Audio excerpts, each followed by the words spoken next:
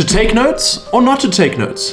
This is a topic that's been milked by the YouTube industry and the productivity industry, and to the point where I don't understand what to do. And it somehow feels like those that say they're not taking notes are somewhat taking notes at some point. And those that are taking notes have systems so complicated that I feel like I would spend 20 hours a day just making my notes logical and pretty. So what's the answer? Let's cut the bull.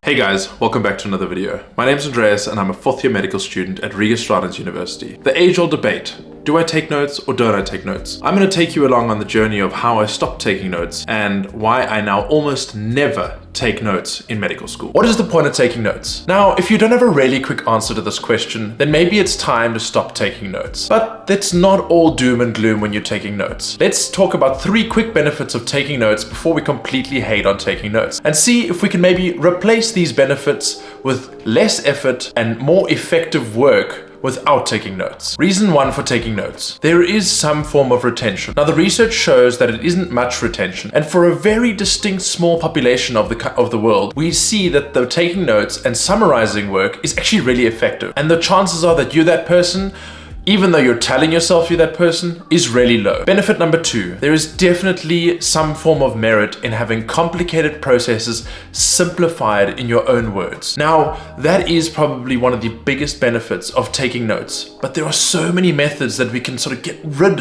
of these long processes of taking notes for hours and hours, and I'll show you them a bit later on in the video. The third and last benefit of taking notes is the feeling of having completed something. If I look at this notepad and I see this is 10 hours of work or 15 hours of work, and I feel like I've completed something for the day. Now that's exactly where the problem is. It gives us the feeling of satisfaction, but does it actually do something for us? Now there were 2 gentlemen in 1999, I think, David Dunning and Justin Kruger, and they made up the Dunning-Kruger effect. Now the Dunning-Kruger effect is essentially a disproportional amount of confidence that we get while studying to the disproportional amount of learning or knowledge that we have, which is represented by this graph over here.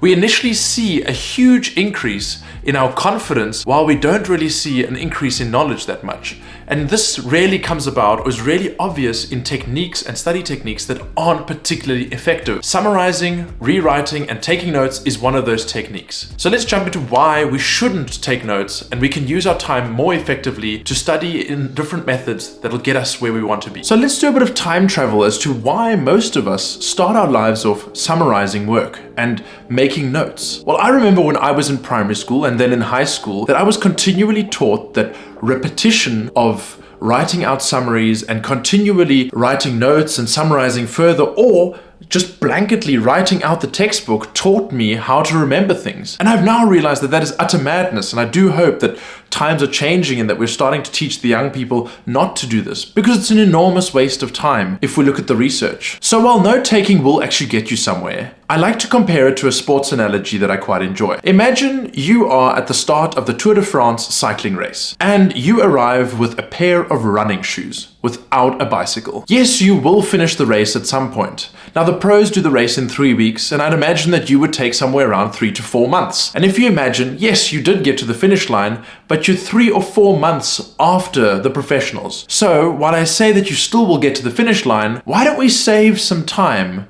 And while saving time, save you some stress. So let's get into the nitty-gritty of why I don't take notes. Well, I remember back in the day when I was taking notes, I realized that these could be extremely valuable to many people. But I also realized that I never looked at my notes after the day I wrote them. And that was because, first of all, they were fairly ugly to look at, so it wasn't enjoyable to look at, and it was sometimes quite difficult to read. But I also caught myself just Googling answers to things that I knew that I had written down in my notes. And so I realized that there was 3 constraints. It was chaotic, it was not a pleasure to deal with, and usually it was ugly. A whole lot of productivity gurus would say to you, there is a system in which you can improve these 3 things. Well, I definitely believe that there is a system where I can improve these 3 things. They would take up too much of my time for me to see them as valuable. I'm someone that likes to get things done really, really quickly. And in that way, effectively manage my time to make sure that I can spend the most time doing the things that I want to. And this is especially true for subjects that I don't like. Especially true because I want to get them done quickly, I want to do them well, of course, but I want to get them out of the way. So does that mean that I use no notes at all? Well, no, of course not. It means that I don't use my notes.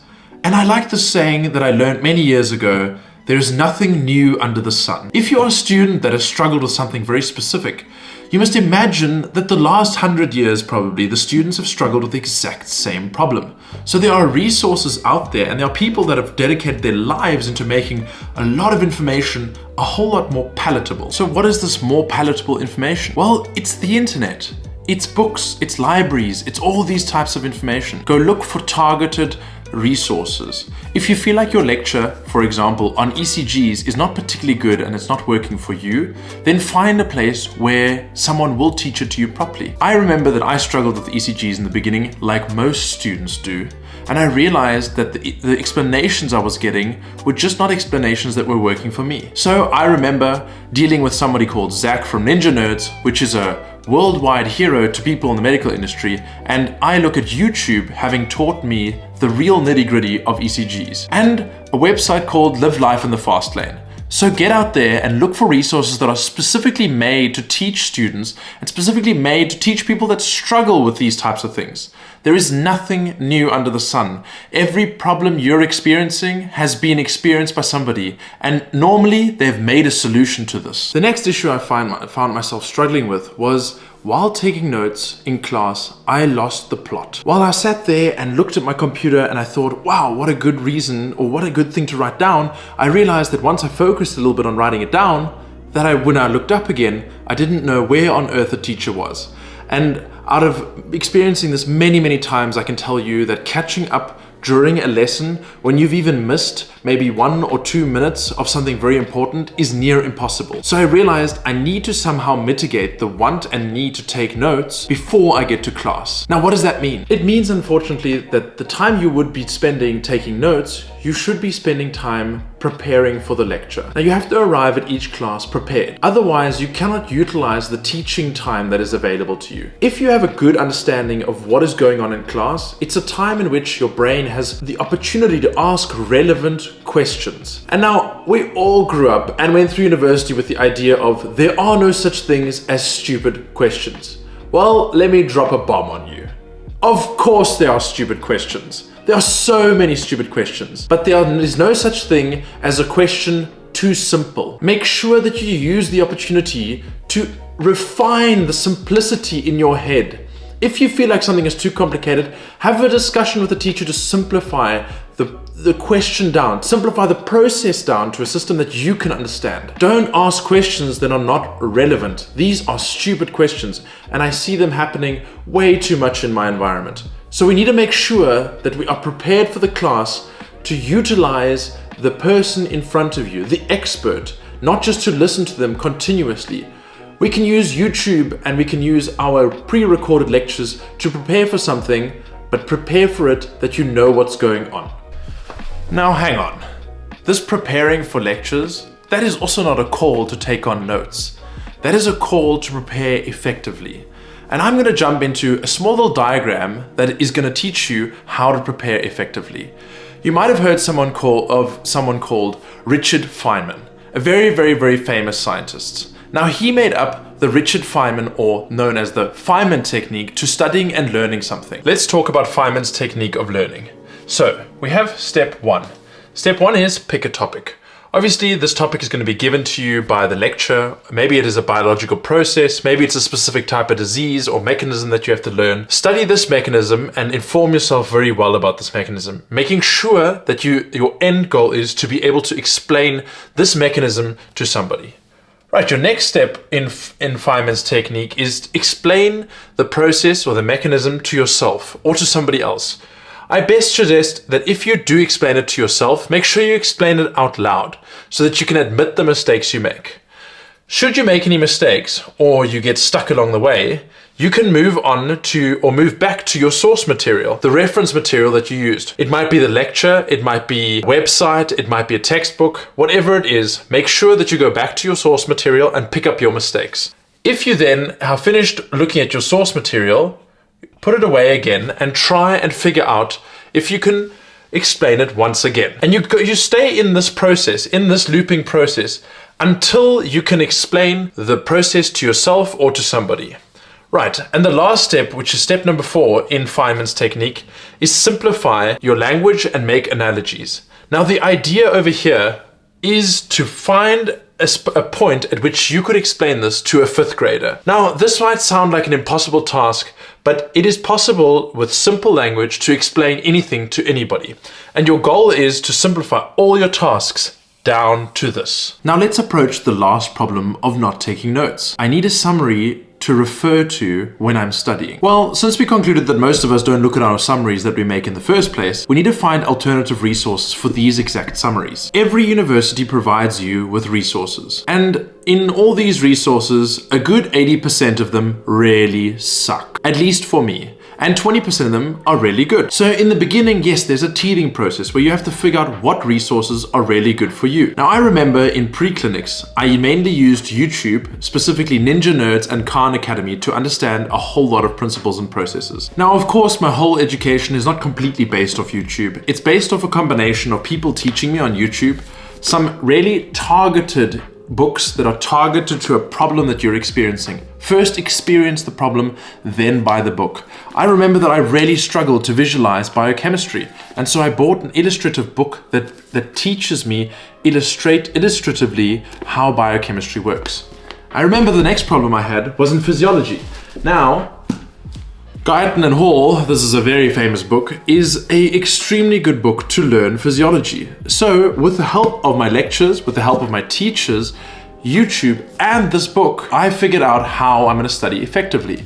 And I realized that combining all these resources gets me an effective summary. Now sure, it does cause a bit of looking around while you're studying, but this looking around is so much less work than actually writing a summary. Now let's talk about the clinical phase of university. Now this is a bit more difficult to gain information because we have these guidelines and official guidelines from the EU, from the US, from each specific country, and from each specific institute in each country. So you have to find a sort of continually updating system where you always have the latest guidelines. Now for me, I found that UpToDate, the website, which most universities give you access to, is one of the best places to learn about a disease because it's extremely extensive to what you should know, and you can follow up the knowledge with things like the Davidson's Principles of Medicine and other books such as, for example, Learning Radiology. Now, I do apologize, this book has had a bit of a hard life. And you always have handbooks that are really, really good. So what's the point of summarizing these small handbooks? In my opinion, there is very little reason to summarize these handbooks. And if we want really fast access to information, there are so many different types of platforms to search really quick information. So I know that when I'm on the move, I don't use UpToDate because UpToDate, I need to sit down and actually read what's going on. So instead, I have the Amboss app on my phone or on my laptop, and I can quickly search in Amboss basic guidelines and basic treatments to certain diseases. Now, please realize that Amboss is a really, really simplified and watered down version of the disease, as is UpToDate. So you need to complement them with textbooks. But realize that Amboss writes the best summary, or a much better summary, than the average you and I. Now, there are people out there that can write these summaries, but I don't think they're watching this video. If you're watching this video, you're looking for a way out. You're looking for a more effective way to go about your day. So one last bonus tip I want to give you as to why I don't take notes. And I said 95% of the time, there is the 5% where I do take notes, but I don't take effective notes. I call these scribble pages. Now, they are pages that I use and scribble on, and I usually throw them away. These are just the ones that I actually have. And I scribble on them when I'm learning to do something. And these sort of little scribble activities, be it even, trying to remember certain medications, I just write them down to solidify the idea of hearing, seeing, and writing, and not just writing. And I don't do this in a way that, even scribble on the back, that is effective towards having to present the information afterwards, because that's the difficult part about summarizing, making the information palatable on another day. These scribble pages are just there to sort of get some thoughts out while I'm thinking them, learning the process, writing something down, and then until I've understood the process, I have these sort of scribble pages where I've scribbled all over with no sense, to anybody else but myself with what relevance this has to the textbook or to the website that I'm currently looking at. Alright guys, that brings us to the end of another video, and I want to thank you for listening all the way. And if you really enjoy what you see, please like, comment, tell me what your experiences are, tell me if you enjoy taking notes or if you found more effective ways, or if this video was helpful. If you have any suggestions for more content you'd like to see, please put it down in the comments, and don't forget to subscribe. I think that's the button right over here. So make sure that you subscribe so that it can help me grow the channel, and it'll show me that you guys are interested and let me know what you want to see.